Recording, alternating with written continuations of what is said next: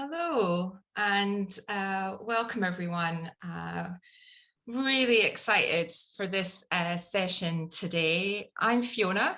For those of you that don't know me, I'm the co-founder of Moment Company. So also before we start, just a big thank you to everyone who joined us last month, where we broke down in detail the power of this mindful micro pause and how we all have the ability to create space and moments of calm through our busy days. But for this month's session and today, we are thrilled to have a very special guest with us, the most fabulous Susie Moore. And Susie will be sharing some simple solutions from her fourth and latest book that lets us just add a little more ease into our lives, which is something I think we all need to hear.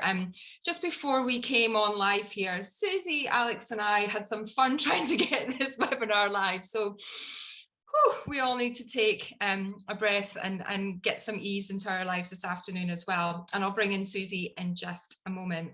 But Alex and Naomi and Hannah and our team are all with us today. So if you do have any questions or comments, or there's something you want to ask Susie or myself, please do drop that into the chat room and we'll be really happy to answer your questions.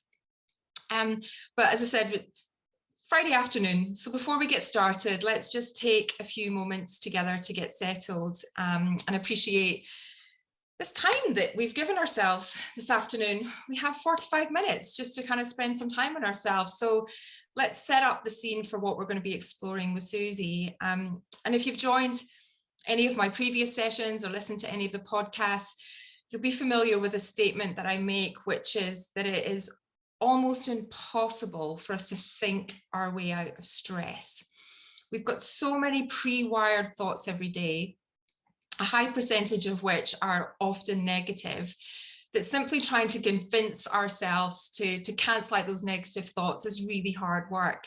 So we have to create a physiological change in our body first to slow down that fight or flight response and to send a signal to our brains and our bodies that we're safe, it's okay, we can do this, and bring a little bit of conscious awareness to our breath. I love this quote by Etty here, who was a Dutch author during German occupation. It seems like if you joined last month as well, it seems like Alex and I have an obsession with World War II, but it just shows that even in the most challenging of experiences and times that we can imagine, that there is some positivity. And Etty's letters and diaries were found, and one of the statements that she made I just find so profound, which is sometimes the most important thing in a whole day is the rest we take between two breaths.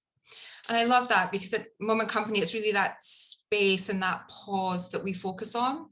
So with our own moments, and also what Susie's going to be sharing with us this afternoon, we want you to create ways that you can create more of this space throughout your day, that you can access this space more quickly, and that we can also help you kind of hold that space for longer as you practice it more and more. Because it allows for better decision making, it makes us feel better, and we're just more aware and present, which can only be a good thing. So let's start by just practicing what we preach. And Alex, if you want to come in and just kind of guide us through a little bit of a breath session just for a few minutes before we bring in Susie. Sure, I'd love to. Okay. So can you see my screen? Is that coming through? Yeah. Mm-hmm. Okay, great. So we're going to guide through just a set of 5 cardiac coherent breaths here. So I'll talk you through it. It's simply 5 seconds in and 5 seconds out. You can do this with your eyes open or closed. And you can breathe to a length and a depth that is comfortable to you.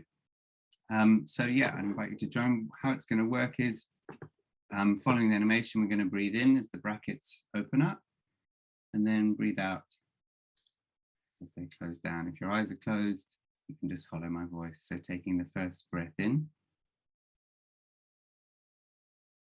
and out, and in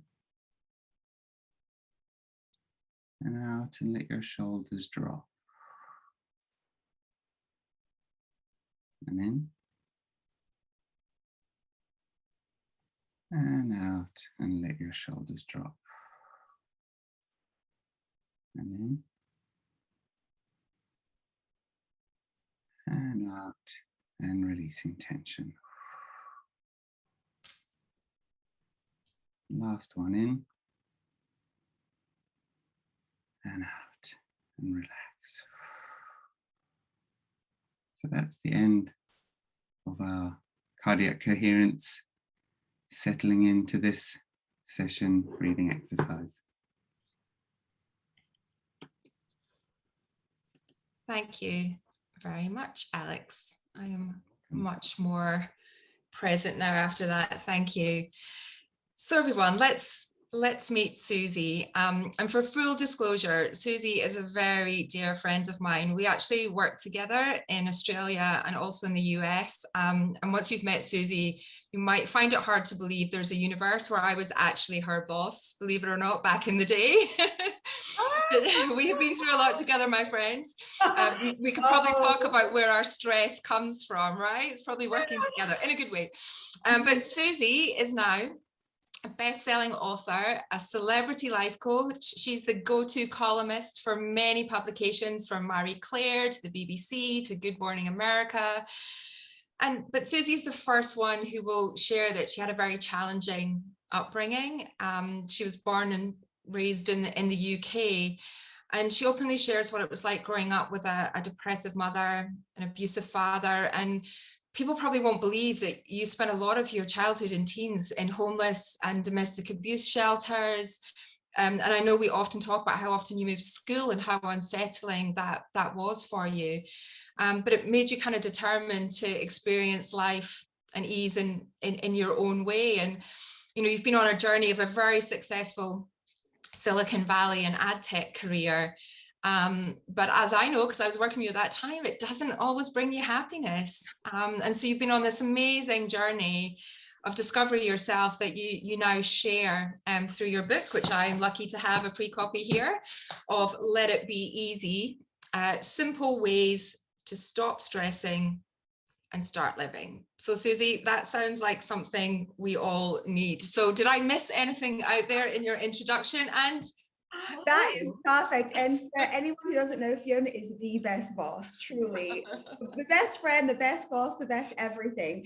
And like you said, Fiona, you know, it's true, the way that I grew up, I remember thinking when I was young, oh, you know, this is hard, right? This is hard, but I'm not in control because I'm a kid, right? It's like the adults are in charge right now. And so I got to kind of go with them. And I remember thinking, you know, when I grow up, I'm going to get a good job. I'm going to marry a nice, normal, stable person, and life's going to be easy. Like it's going to be good and easy and smooth. And then, you know, you get there, like you said, and, you know, age 30, I had this really nice career, lots of money, etc. And it still wasn't easy.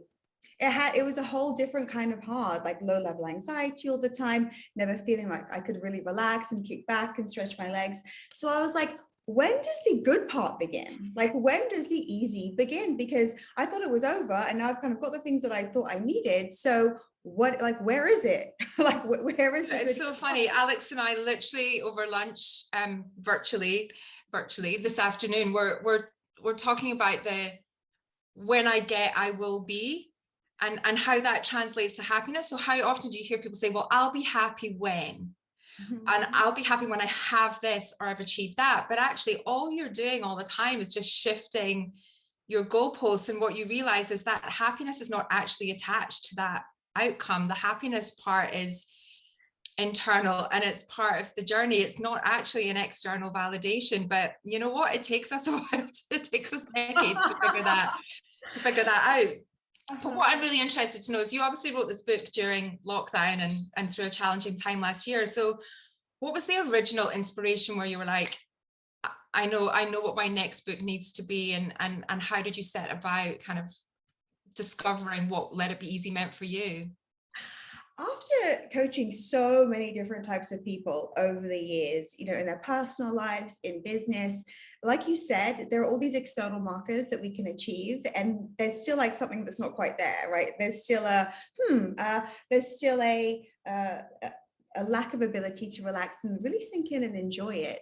And I was just always obsessed with like, what is the missing piece? Like, what is it? Because yes, we can be mindful, right? And yes, we can, be kind to others and focus on loving ourselves, etc. But ease is the missing piece. Like no one ever, I had this conversation with a friend a couple of days ago, right? She's like, well, when I have my baby, this is going to be the thing. I doubt that's actually easy.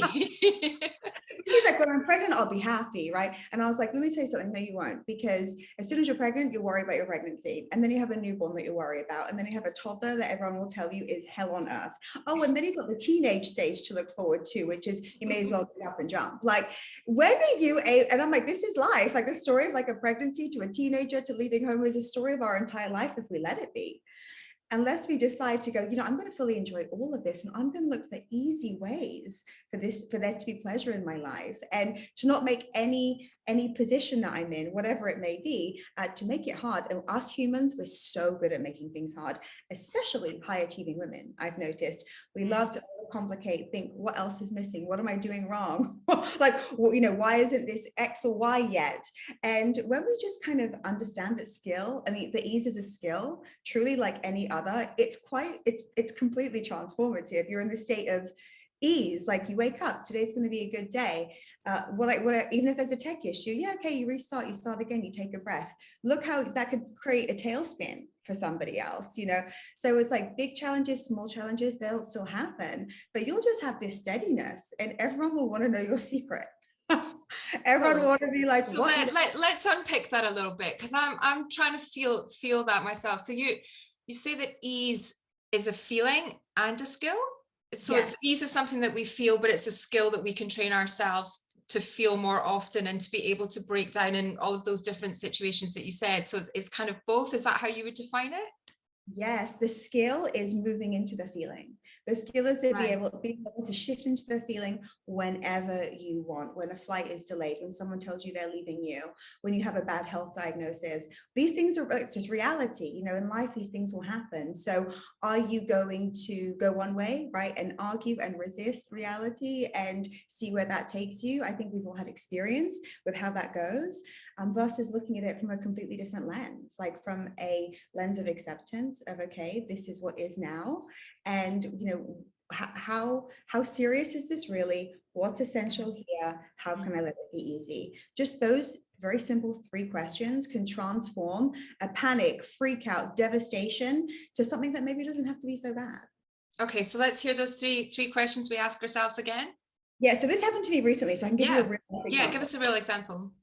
So I had an email. So I'm in my book launch stage, right? As you know, so there's just more going on than usual. And I had an email from somebody not long ago saying, can I have your slides for the presentation? And you're like, I don't work in digital advertising anymore. I'm slideless, right? I am completely slideless. So it was a complete oversight on my part, which I felt, like terrible for. I forgot that I committed to the meeting, but I know that I did it. I forgot that there was anything really for me to prepare. And it was just like, what? This email wanting my slides for the presentation in 24 hours. So I thought, oh, like, that wave of stress, like, there could be a story. I messed up. I'm an idiot. How the hell did this happen? And then I could go into a 24-hour psycho state of creating slides, not sleeping, hating myself, stressing out my designer, stressing out my assistant, get it done, because I messed up. And I thought to myself, I'm going to use my questions, right? I've got to practice what I preach here. So the email came through wanting my slides for the meeting the next day, which I completely forgot about. Luckily, I had that time free anyway. So first question, how serious is this really? Right. Very few things are life and death, right? Very few things are dramatic, but we act like 99% of things are an emergency, right? So how serious is this really? I thought, look, it's a bit inconvenient, right? But no one's going to be harmed. If I were hit by a bus today, the event would still happen like tomorrow, like, it's okay. So how serious is it really? Not that serious. You take those delicious breaths that Alex just led us through, right? So 2-3 minutes less even, and you're already in a state of, like, you're just coming back to the truth. Like, this is not an emergency. How serious is this really? Question number 2, what's essential here? Because often when there is a challenge or something that's thrown at you, or something disappointing, or that's something that feels scary, there's going to be an action that you have to take, right? There's going to be something that you need to do. So I thought to myself, what's essential here? And they used my face and name, of course, in the marketing of the event.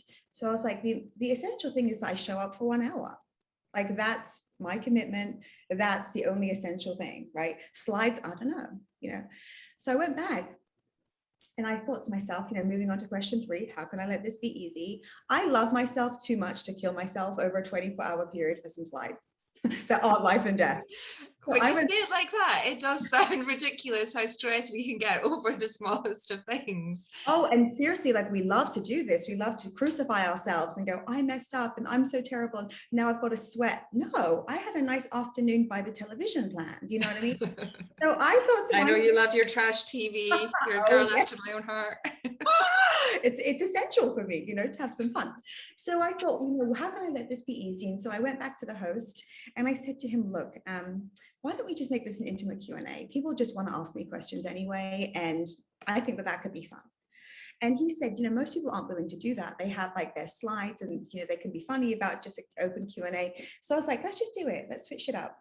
So boom, right? So from a potential disaster where I'm mad at everybody, including myself, to actually, I think a better outcome. Q&A is always the most fun. You kind of get to the good stuff quickly, So it's like, how serious is this really? It's not serious at all. And I'm telling you, this is 99% of our problems, right? And I've had problems, right? I'm divorced. You already know about my story. Like, I know what is not serious. And it's very, like, maybe one serious thing will happen a year, realistically, right? And then, what's essential here? Right? Presence, whatever it may be. Often it's just like something simple. A friend of mine said she asked herself this question recently too, when she really didn't want to cook for her kids.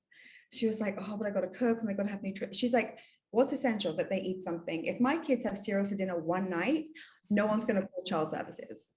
Right? Like, it's just essential that there is something to eat. Like, let it be easy one night. Cheerios, go, be happy, So, and then to like, how do I let it be easy? Like, what's the solution? And that is such a good question because the mind is so obedient to good prompts. Right? But we just give bad prompts. What's wrong? How did I let this happen? Why did I mess up? Bad prompts. What's essential here? How serious? How can I let it be easy?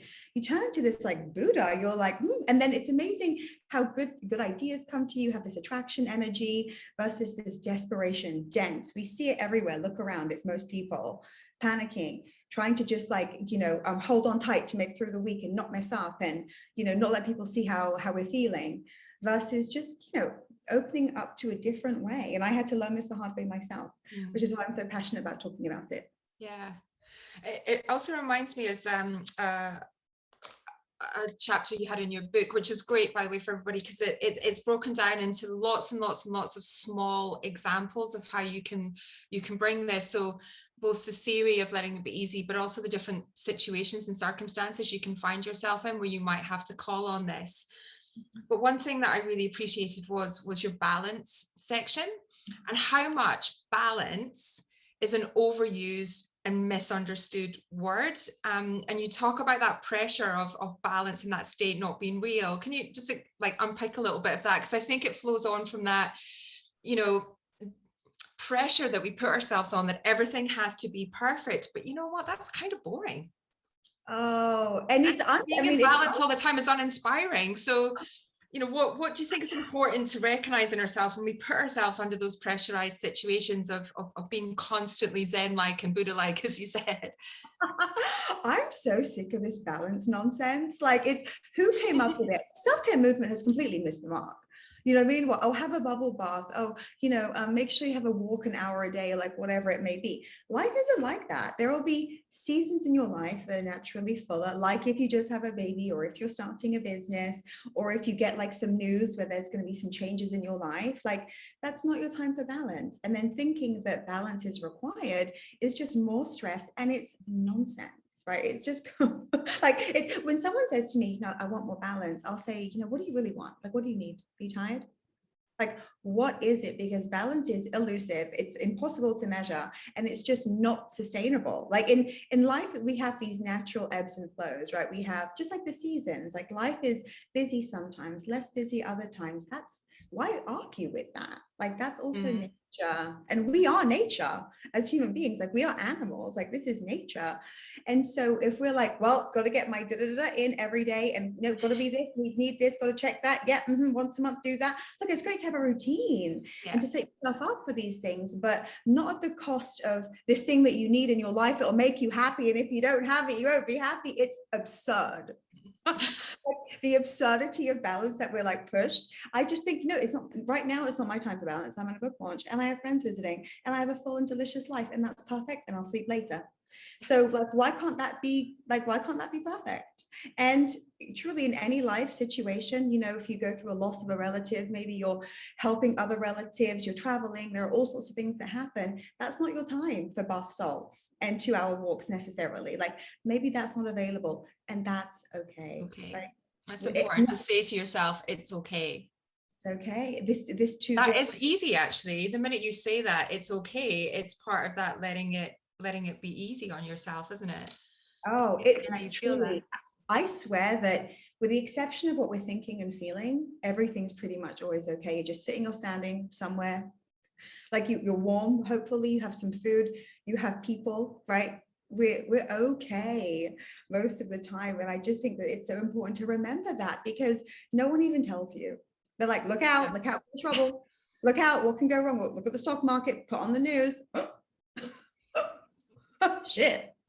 Like, what if you're like, hey, the news is on and some shit's going wrong with my stock portfolio or whatever it may be, but I'm sitting here with my my sweet little dog. I was going to say, you must be there with Coco. And what if everything's just okay? Like, truly, like, come back to the truth, test it, see if it's true. I will. And I want to bring in Alex as well, and also have a look at the chat room to see if anyone has any comments. Alex, do you want to ask Susie anything while I have a quick look through the chat? Yeah, please. So I guess this question's a bit based on my current experience of thinking through, when things are hard. And one of the things that's come up is that when that happens, you might not be asking for the help that you need.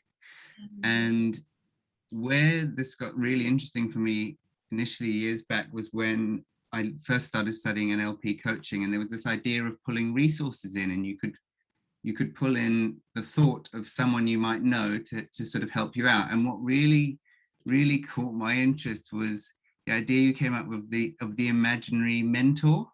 And I wondered if you could just speak about that a little bit, because it's, as far as resources go, it sounds fantastic. Oh my gosh, this is one of my favorite things. I initially read about it in Think and Grow Rich, the old Napoleon Hill classic. And he says you call upon your circle of mentors, right? So, and they can be dead, these mentors, right? He would call upon, I think, I can't even remember, like Carnegie, etc. And it doesn't matter who these people are. If you've ever met them, you probably will never meet most of them. Mm-hmm. But you think it's amazing what we can tap into spiritually. If you think, gosh, if, say someone that you really love, I don't know, maybe it's like, and in the US, we have kind of different people who are like really popular, I guess. But say you're like, I love Susie Orman, right? Or I love Sarah Blakely. She's a big imaginary mentor. We love Sarah. Oh, I love everything about Spanx, her story. Her business is actually something we aspire, Moment Company, to be similar to her Spanx journey and how she's created that brand. Yeah. And sorry, slight. I love it. There are no tangents. Yeah, she rewarded her team by giving everybody flights around the world for their family, and just said, great, I've just made $1 billion. Everybody go and just take some time out and breathe and go and explore the world. And I just love her approach and her attitude. So yeah, I'm a big Sarah fan as well. Yes, so if I don't know what to do and Fiona's not available to call, right? I always call Fiona. I will think like to myself, just say I have a big setback or I have some disappointing news, or I thought something was going to go one way and then it just really didn't work out. I think, what would Sarah do? Like, what would Sarah say? She's so forward focused, so all about giving, so like bounce back, resilience. And I'm like, what would she say? And you don't need your mentor to give you technical advice, right? Or anything specific. They wouldn't anyway, in most cases. They just give you a lot of like real encouragement. Like, I think Sarah would say, hey, this is business. It happens. We don't even know if that was a bad result yet. Like you're taking school too soon. Like say, okay, what else? Like, how can you make this fun? Like, how can the next decision come from a fun, natural place? So there's always like encouragement on demand if we want to kind of tap into it. And whoever you look up to, you can like just speak to them. You can say, what would you do? Like, what would you, if you were me now in my body, what would be the next thing? And sometimes they'll say, have a little break. Come back to this later. Or, it's okay. Like these, this happened to me 100 times. And anyone successful, and even like this term successful, we all define it differently, but they have very similar qualities of resilience, of knowing that nothing is final, right? It's just staying on, like truly, I say in the book too, that there's that old expression that success is showing up, like 99% of success is showing up. It's also staying put. Like once you show up, being able to outlast others and just like stay in the game. Most people give up. It's like almost like that meme that you see when someone's digging for diamonds and they're like this close, but they're like, no diamonds here. It's like, I see that all the time. And it's like, you're so close. Like, and so I think I'm not going to be the person to miss the diamonds because I'm, frankly, my ego is taking over and I'm like, this is too hard. This person did the wrong thing by me. They owe me. And which is very easy and kind of fun to get into until you realize that it garners you nothing. So I just calling on people who you just know will encourage you. We can do it ourselves. This is part of being really self-reliant, and it's pretty great. So it's almost like a fresh perspective from someone else, but through you. You're almost like channeling. Yes, because they're not going to go. Someone who you love and admire and look up to isn't going to go, yeah, your life's over. Like, like big mistake there, pal. Like they'll encourage, because anyone whose light you see is your light, right? It's always your light being reflected. So we just have to tune into that truth energy versus constant ego energy. And you know what, as you say, it could be someone or someone living, and my story, my dad passed last year, and sometimes I ask my dad, or I just I don't want to cry. What does dad tell you? I'm sure he's encouraging you. Well, he's the only person in the world that ever called me kid, and he'll probably be the only person in the world that ever will again, right? So sometimes when I feel like I need a bit of encouragement, I just hear him saying, come on, kid, it's all right, kid. Yes. Yes. Sorry to my sister for making her cry as well. But and so that is exactly what you're saying, is that pep talk you give yourself. And if you find it hard to find it from yourself, then using another person's voice, their feelings, their love, their inspiration as a way to help guide you through that moment, then that's exactly what you're describing, isn't it? Oh yes. And we think that we're alone. We're not. Like first of all, we're not, because we're human beings. We're all connected to each other, whether we like it or not. We all come from the same source. So we come into the world like connected to everybody and everything. And it's so easy to like almost just cut ourselves off so successfully and be like, well, it's just me here and I've got to figure it out. And, I'm alone. Like that, even that feeling, it feels off because it's not true. Like, it's not true. Even people who've moved on. I lost my dad too, as Fiona knows, years ago. I call on him too. And he's like, he always just makes me laugh. Like we have a good little joke. Like if someone does something against me, he'll be like, wait, that fucker.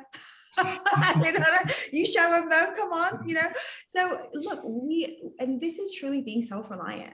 Like you can, of course, call people, and there'll be people physically in your life who you can have a conversation with, but you can do it all on your sweet little own. And you can have fun with it. You can call on anyone you want. How fun to just like pick some Michelle Obama, darling. Yeah, why not? Have some fun with it and get into that energy of that person that you appreciate their approach and their style to kind of bring that up, see what comes up for you. That's fun. Yeah, I'm gonna try that for sure. Have fun in your life. Like fun is the goal. Like fun is the point. Like the core purpose of our life is to enjoy it. And if we're not, then my friend Rob Bell, who's amazing, if you don't know him, he has a great podcast and many books. He says that if you're not enjoying your life, you're not in on the joke. Right? Like the joke's on you if you're going through life like, like I'm going to earn my happiness, or like one day I'll just be able to relax. It's like, well, the joke is terribly on us because we're missing the entire experience. And this moment, like this very moment of company, it's your entire life. Right. No, it's true. Sorry, I've just got Alex. Apparently, we can only see Alex. Not that it's unpleasant, but I can't see the speakers as they are speaking. So I don't know if Sorry, guys. maybe Alex is all of our imaginary mentors. And he Alex takes over. So maybe on now? Pinasol or yeah. Sorry about that, guys. Oh, some people can see everybody. I don't know. It was just a comment, just so everyone gets to see you, Susie. That's the most important thing. You know, another section that I really loved and appreciated was your "It's all relative." Yes. Which I think is a really important message today, as so many divides everywhere and everybody struggles over my truth. My job is to convince you that my truth should be yours. And I feel that that's a real challenge about letting it be easy in the world right now. Can you give everybody a little taster of what "It's all relative" meant to you in the book? Oh yeah, so it was just a really simple story that I tell in this chapter about how I called my sister and asked her about the temperature, and for her it was warm, and the temperature for me at the time, based on our different locations, was cold. So I'm like, oh, it's cold here, and she's like, oh, it's lovely and warm here, and it was warmer where I was. Like, just factually speaking, it was warmer where I was, but for me it was cold, for her it was warm. This is life, right? And some people, there's a truth to how we feel, or we believe that it's true so readily, like that person's wrong, this group of people are wrong, that opinion is wrong, right? And is it?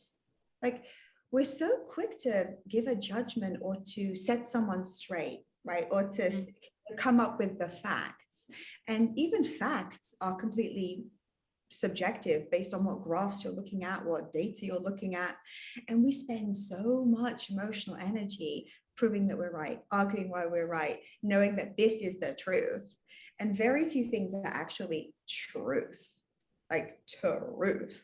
And it's really, this is kind of reminds me too of the, not being in on the joke, like thinking that we have to go into the world like defensive all the time about how we're living life and why we're doing it right and how what we know is correct. When first of all, no one cares. Like, you cannot change someone's mind. If someone wants to believe something, even if you gave 300-ton pages to change their mind, they don't care.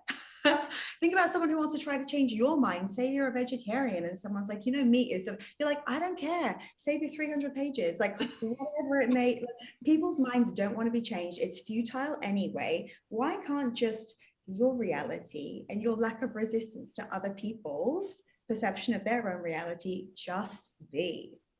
Yeah. Like, this will save you. This will save your life in some cases. I really feel this, because that resistance to try and change someone or to immediately try and defend a position, like, causes so much. And I think particularly in kind of like workplace environments where you've obviously got a melting pot of opinions, different ways of working. It's a real challenge for leaders to be able to manage that. But if one person says, I don't like this, and somebody else says, I think it's great, the skill is being able to make them both feel heard, but not try to convince that there's just one path to go down. And that resistance to me feels like the exact opposite pull to easy. And it's yeah. And the way that I think about it with ease, and in that situation, so there are two people in differing opinions about something, a really good leader would also help them understand each other. So if this person got her way, what would it look like? If he got his way, what would it look like? Often the outcome is the same. Yeah. Desire is the same. So that's where the ease skill is. It's like, let's not see who's right, because no one's right or wrong. There's just you and you. And what's like the common outcome? What's the common something here? And that is where the truth is. Like, that's where the truth is. And the truth, in the end, is something that we just all relax into. Like, we can just, it's never easy when you let that go. It is. It's just so hard because we're so pre-programmed in that ego status, and letting ego kind of, we're taught there has to be winners and losers, and that, it's your right to try and be right. Oh, yes. But it's an art in kind of letting that be easy. So you have to say, hey, how serious this is if I just let them say it's cold today. Is it essential that I convince them to put on a coat? No. No. Try small, I guess, is the thing. Like, try these things out on things that are not your strongest held beliefs, because or something that isn't going to be harmful to you or your family, and just give it a go and see how it feels to just go, okay, that's how you feel, great, let's move on. I have to say, I have this experience with some, there's a lot of contention around vaccines and COVID right now, and I found that just accepting somebody else's opinion on that just makes life easier. What's the alternative? And it's okay to be different. I mean, what's the alternative? No one's going to change their mind based on what you tell them. No. People will find the information. This is what our minds do, right? We have our confirmation bias always. We'll look for evidence to support what we already believe, unless we want to change our mind. That's a different energy altogether. If someone's curious, they're asking you, you can share information. But going in guns blazing, which we love to do all the time, it's a complete waste of energy. And it actually you get the opposite result that you want. People are more resolute about what they believe because they're now having to defend it. Yeah, so, I found that as well. And you shut down communication. Yeah. Break. Stop listening. Yeah. Oh, in A Course in Miracles, this is one of my favorite lines. It says, "In my defenselessness, my safety lies." So if someone says to me, "You're wrong about that," okay. I mean, this is why I never respond to mean comments or even get into it with anything. Like, if there's something to clarify, that's one thing. But okay, if someone just wants to do something, like there's an energy there, there's nothing I can do. It's a wonderful, peaceful place to live, because not even worry about. I just have to live my life, and then everyone can have an opinion and they're allowed. I just stay in my own business. It's a real skill to be able to let that go, though, and not take that on board and feel it personally. But I appreciate, and Roberto has just put in the chat that an old soul once told him that the universe is so big that everybody in it can be right. Yes. Yes. And just let it be, right? Let everyone just be. Seriously, live and let live, that just being, if that's your mantra, you're good. Think about all the things that you don't have to correct, people you don't have to set straight, things that, and it's not to say you're not passionate and you don't do work that maybe you're even an actor. It doesn't defer you off your own track by saying to someone, great, that's your path, fabulous, enjoy it. It doesn't actually change yours any. It's absolutely true. And when you think about even the energy of saying activist, I have a friend here in Miami, she's a real activist, and she doesn't do it with anger. She's not we've got to show them. What would that do? That would only give rise to anger in others, right?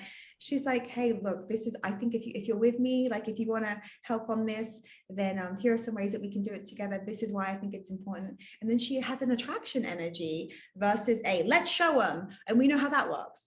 Right? If someone tried to show you, how did that work once?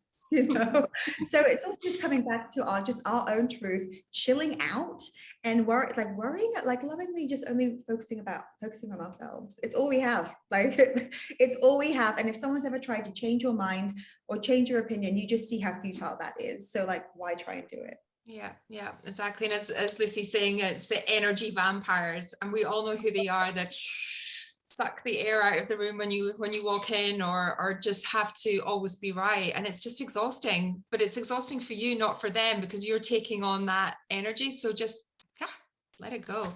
Oh yeah. And energy vampire, I'm you just talk, I'll listen. I'll just sit here with my cake and I'll just be happy. You're always happy with cake, we know. That's true. That's great. So I'm conscious of time, and that already we're looking to wrap up. If there was one thing, Susie, that you would want everybody to take away in your Let It Be Easy, what would it be? What's the most important lesson that you feel you've learned and uncovered by putting the book together? Oh, Put you on the spot. I know, no, I love. There are a couple of things. One's a practical thing, and then one's something else. Okay. So a very practical tip whenever we feel stressed is to realize that we have options. And the mind, when it's stressed, it shuts down our creative center, so we don't realize we have options. So if you think I'm stuck in my job, I'm stuck with the diagnosis, I'm stuck in this horrible like toxic friendship, like whatever it may be, when you look at your options, stress alleviates. You realize that you have them, and there are always at least 3 solutions to every problem. So when we remember that, right, because we know it, we shut it down and we say we're stuck all the time. When people say they're stuck, I'm like, so bored. I'm like, it's not true, right? You're not stuck, right? Unless you're physically in quicksand or something, you may be stuck like one time in your life. And then someone might turn up with a tractor and you're okay. So there's always help, like do something. Yeah, but like there are always options. So that's such a practical thing to remember the next time you feel stressed out. Those 3 questions, and then like, what are my options? A really good coach would do this with you, would say, let's review your options. And you're already in that expansive place of truth. And then secondly, the way that I just look at ease and this book and, the intention behind it is ease is truth. And if you don't think so, then just like see how it feels in the body. Because if something's stressful, if something is creating negative emotion in your body, you feel it, we have these somatic symptoms, there's often a lie attached. There is a big, dirty, stinky lie that is making you suffer. So what could be like, if we kept breaking it down, like where is the truth? And the truth is easy. I love that. And you're right. Our intuition is something that we should never doubt. That probably is where the truth lies, because we know when we feel something isn't easy and there's resistance there. And as you say, I never think of it in terms of being a lie, but you're right. It's because we're telling ourselves something that we're not comfortable with, we don't want to do. It isn't how we actually feel. And then that's where the discomfort and the dis-ease comes in. Oh, yes. And this even happened to me recently. For the first time in my life, I stood up to a narcissistic relative. For the first time in my life, I was always scared. And because it wasn't easy for me to keep going along. It wasn't the truth for me to keep caving and saying, yes, you're right, to save the headache. It no longer felt true. And so I stood up myself, right?